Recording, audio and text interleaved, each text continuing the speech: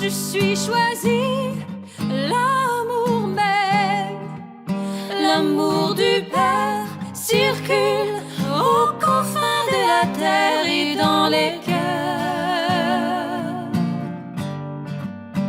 et dans mon cœur, parce que l'amour m'aime, je deviens l'amour, parce que l'amour m'aime, je deviens l'amour.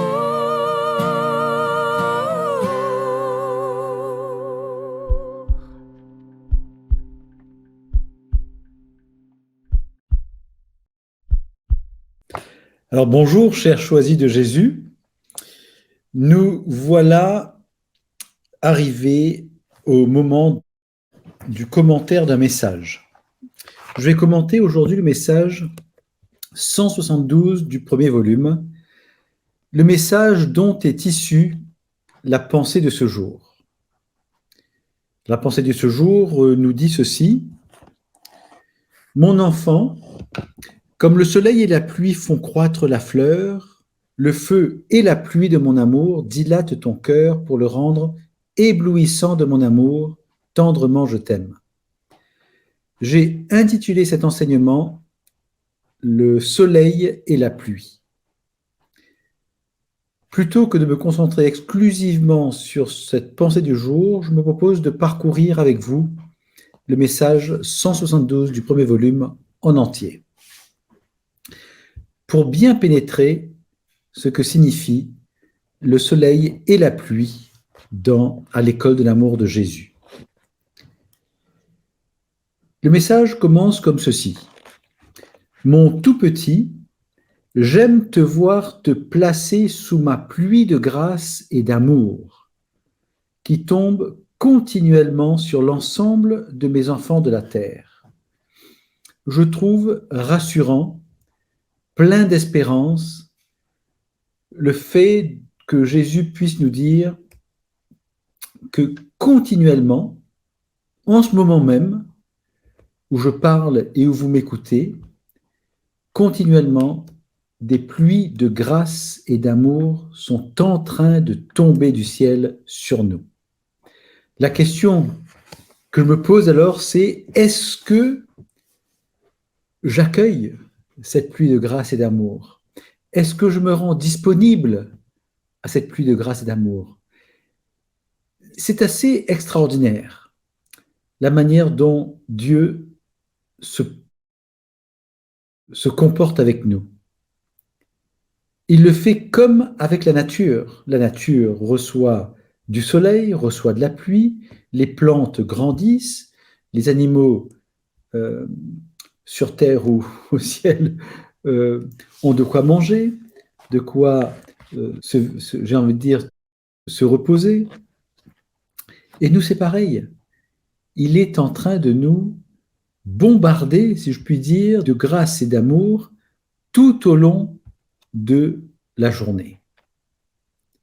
Il nous suffit juste de tout accueillir. Oui, Seigneur, je sais que tu m'aimes. Oui, Seigneur, j'accueille tes grâces. J'accueille cette pluie de grâce et d'amour. Je poursuis.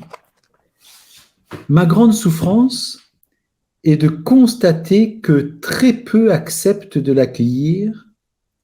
Très bientôt, la situation sera complètement changée. Les cœurs qui continueront de battre seront complètement ouverts à accueillir mon amour. Ce paragraphe est intéressant.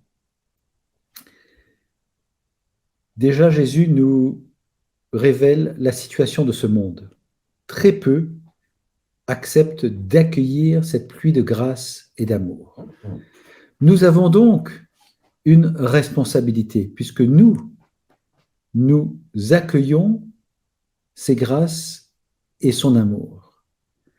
Nous ne l'accueillons pas seulement pour nous, mais pour les autres aussi, pour le bonheur des autres. C'est pour ça que lorsque nous accueillons ces grâces et son amour, en nous, autour de nous et à travers nous, eh bien, cette pluie passe à travers nous pour rejoindre également ceux et celles que le Seigneur veut rejoindre. Il nous utilise comme des relais. Voyez-vous sa délicatesse? C'est extraordinaire. Il fait de nous, il nous utilise pour aller rejoindre ceux et celles qui, pour l'instant, n'acceptent pas, ne savent peut-être pas quelle devrait être la disposition de leur cœur, ne savent peut-être pas qu'en ce moment même, une pluie de grâce et d'amour est en train de tomber continuellement sur eux. Et puis, Jésus nous dit aussi, la situation, elle va changer. De la même manière qu'il s'occupe de la nature, il s'occupe de nous. La situation va changer, quels que soient nos comportements, quelle que soit notre situation d'accueil ou non. La situation, elle va changer.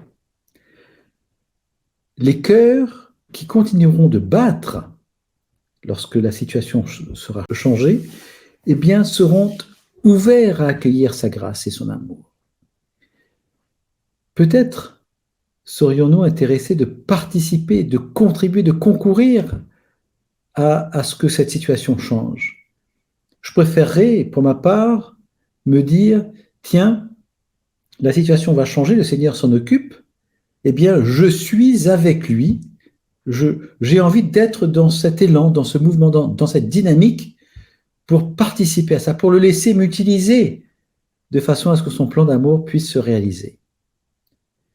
Heureux, heureuse êtes-vous de savoir et de croire que cette transformation de l'humanité s'en vient très rapidement et d'ouvrir immédiatement vos cœurs à cette pluie de grâce qui non seulement les lave et les purifie, mais vient faire germer et croître la semence d'amour qui a été déposée dans chacun de vos cœurs au moment de votre conception et qui a été arrosée pour la première fois au moment de votre baptême.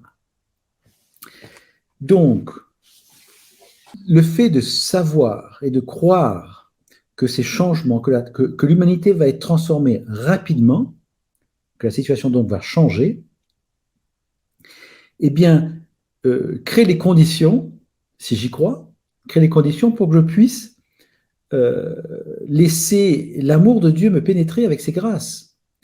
Et du coup, opérer les transformations déjà en moi, de plus en plus, et mon cœur va s'ouvrir, va s'agrandir, et plus il s'ouvre et plus il s'agrandit, je vais recevoir donc plus de grâce, plus d'amour, et donc plus de grâce et plus d'amour pourront être transférés par l'amour de Dieu directement.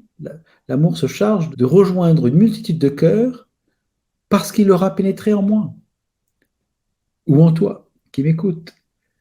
Donc, c'est juste extraordinaire. Et cet amour, il fait quoi? Il nous lave, il nous purifie. Il vient faire germer et croître la semence d'amour que le bon Dieu a déposée dans nos cœurs dès notre conception. Et cette semence a été nourrie pour la première fois lors de notre baptême. C'est pour ça que le baptême est important. Même pour les tout petits bébés, ceux qui viennent naître. Auparavant, on baptisait les enfants le jour même de la naissance. Extraordinaire. Il ne faut pas attendre. Il faut y aller. C'est la nourriture cruciale pour faire grimper et croître cet amour, cette semence d'amour. Et donc, voilà quelle est notre responsabilité. Nous rendre disponibles à l'amour de Dieu, pour que l'amour de Dieu nous remplisse et nous transforme, et qu'en nous remplissant et nous transformant, il puisse rejoindre une multitude d'autres cœurs qu'ils ne connaissent peut-être pas, ou qui ne savent pas comment revenir à Dieu, comment se laisser laver, purifier par son amour. Et le Seigneur nous dit, ne cherche pas à comprendre avec ta tête tout ce que je t'enseigne, sans d'abord l'avoir accueilli totalement dans ton cœur. Nous avons ce réflexe de vouloir tout comprendre, tout expliquer, tout justifier. Et une fois que nous avons compris, alors à ce moment-là, nous l'acceptons. Le Seigneur ne procède pas ainsi. Ce qu'il nous demande, c'est de dire, fais l'expérience, goûte-le, teste-le, intègre-le, accueille-le. Et puis, vis-le. Ensuite, tu pourras en toute conscience donner ton oui ou donner ton non. Mais expérimente-le. Une fois que tu l'auras expérimenté, tu vas pouvoir mieux comprendre ce qui est en train de se passer. Il ne s'agit pas d'aller lire dans des livres ce qui est en train de se passer. Il s'agit de le vivre. Donc, si tu n'as pas encore expérimenté l'accueil de son amour, l'accueil de cette pluie de grâce et d'amour qu'il déverse continuellement du ciel sur nous, eh bien, je t'invite aujourd'hui simplement à lui dire « Oui Seigneur, je suis petit, petite. Oui Seigneur, je sais que tu m'aimes. Oui Seigneur, j'accueille cette pluie de grâce et d'amour que tu déverses sur moi. J'accueille. Montre-moi ta présence. Fais-moi ressentir que tu es là.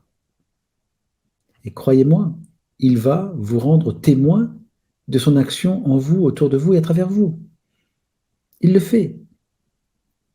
Il a envie que nous soyons à son écoute. Il a envie que nous l'accueillions dans notre vie. Croyez-vous qu'il ne va pas se rendre présent?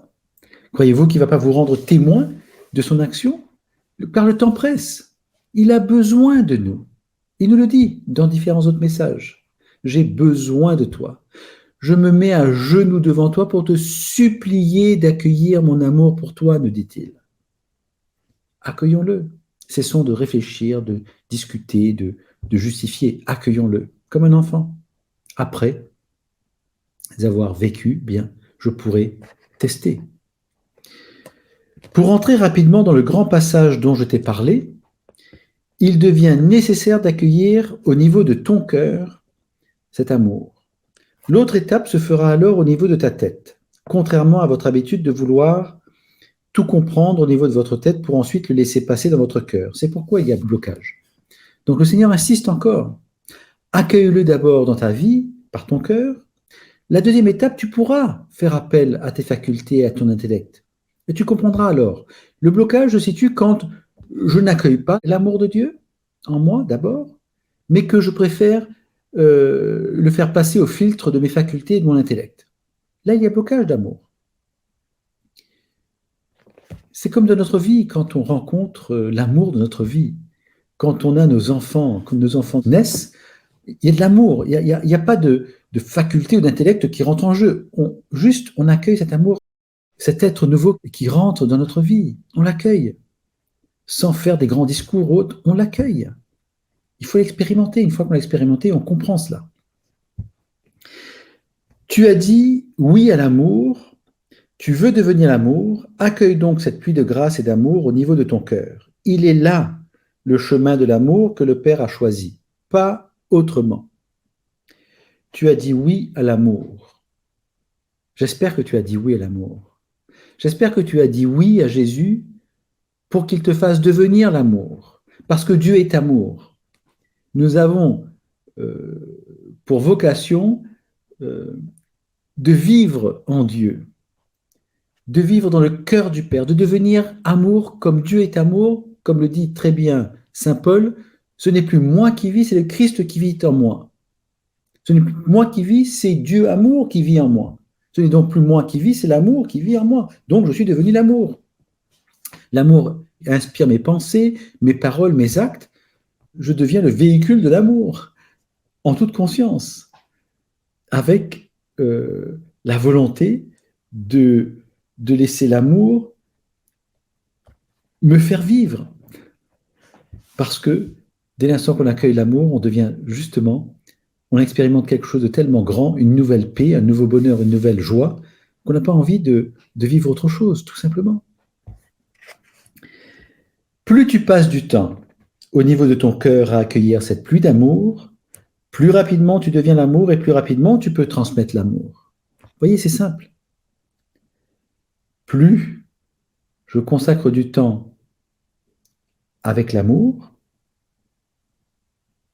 en plongeant dans mon cœur, et plus rapidement, l'amour va prendre de la place en moi, je vais l'accueillir, plus je deviens l'amour, donc plus j'ai besoin de consacrer du temps à apprendre à vivre avec ce que je suis en train de devenir.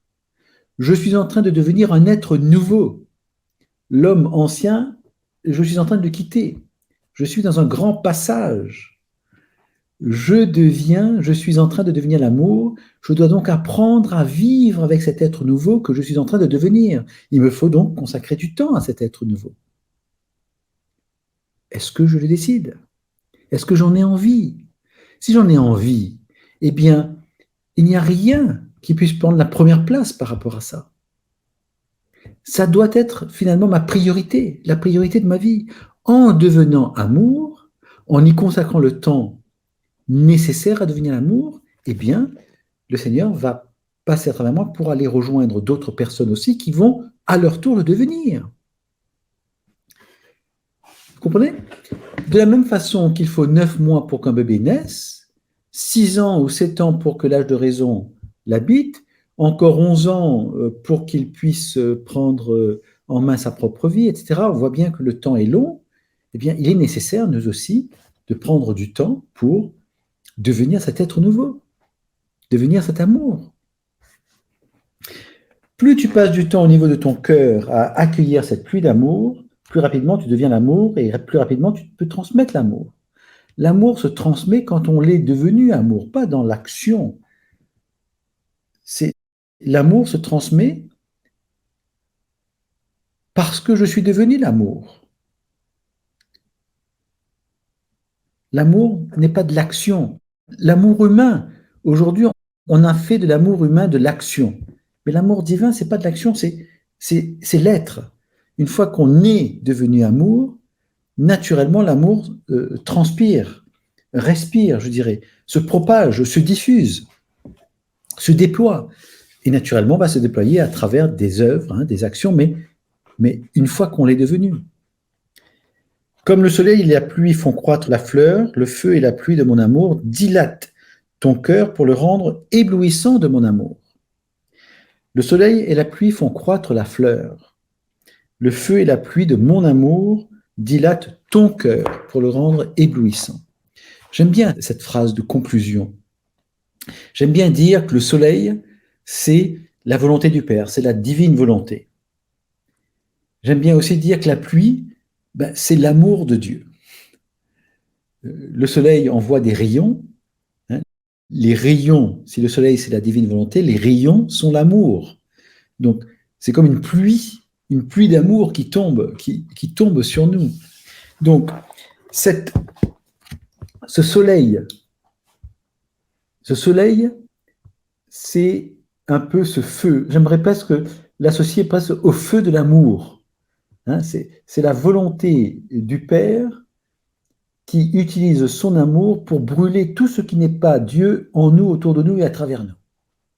Tout ce qui n'est pas Dieu en nous. Et il utilise la pluie de son amour, ces rayons d'amour, pour faire le reste. Pour nous nourrir, pour nous faire grandir, croître. Toutes les semences qu'il a déposées en nous, les semences des vertus, les semences de son amour, toutes les semences. Et nous grandissons dans le but de devenir ce fameux amour. Et nous avons besoin de cette pluie de grâce et d'amour et du feu de son amour, feu pour brûler ce qui doit être brûlé, au fur et à mesure que nous avançons vers cette destination qui est de devenir l'amour, et sur cette destination, sur ce chemin qui n'est pas exempt de difficultés, de souffrances ni de tribulations, et bien sur ce chemin, nous avons besoin de cette pluie de grâce et d'amour et du feu de son amour-feu pour pouvoir progressivement apprendre à vivre avec ce que nous sommes en train de devenir, l'amour, tout simplement. Tendrement, nous dit-il, je t'aime, tu deviens l'amour. Voilà, j'espère avoir été assez clair, j'espère en tout cas. Je vous remercie encore une fois pour votre présence, pour votre écoute. Peut-être y a-t-il quelques commentaires. Marie nous dit « Shalom les choisis de Jésus-Christ, qu'il vous bénisse abondamment. Merci pour les enseignements et les messages qui nous font beaucoup de bien. » Merci Marie. Eh bien, je vous retourne cette même prière et rendons grâce à Dieu de nous permettre de partager les messages qu'il a donnés à Léandre, la chance, tout simplement. Grâce à lui qui a dit son oui total, inconditionnel et irrévocable. Grâce à lui, nous sommes là aujourd'hui. Extraordinaire. Saba nous dit « Belle fête de Pâques à tous choisis de Jésus, qu'elle soit remplie d'amour, de joie et de paix. » Merci Saba, et puis vous retourne aussi vos souhaits, en rendant grâce à Dieu naturellement. Qu'il vienne nous combler de son amour, de sa paix, de sa joie. Maintenant que nous sommes dans cette période de l'octave de Pâques, nous sommes en présence d'un Jésus ressuscité, nous sommes en présence d'un Jésus qui nous montre la voie de la résurrection, de ce nouvel homme vers lequel il nous conduit. Il nous faut donc accepter de laisser l'amour couper ce qui n'est pas de Dieu en nous. Ce sont des attaches qui, lorsque le Père les coupe, eh bien, nous rendent tristes. Nous vivons parfois des petites morts, des souffrances, ce chemin de croix, cette crucifixion. Et puis, mais vivons-le, accueillons-le comme un cadeau de Dieu, parce que juste après, c'est la résurrection. Et le Christ nous montre la voie. Je vous remercie infiniment pour votre présence. Je vous donne rendez-vous mardi prochain. Et en attendant, eh bien, terminons cet enseignement ensemble en disant à nouveau par 3 fois « Parce que l'amour nous aime, nous devenons l'amour. Parce que l'amour nous aime, nous devenons l'amour. Parce que l'amour nous aime, nous devenons l'amour. » Au revoir. Je suis choisi, l'amour même, l'amour du Père circule aux confins de la terre et dans les cœurs et dans mon cœur, parce que l'amour m'aime, je deviens l'amour, parce que l'amour m'aime, je deviens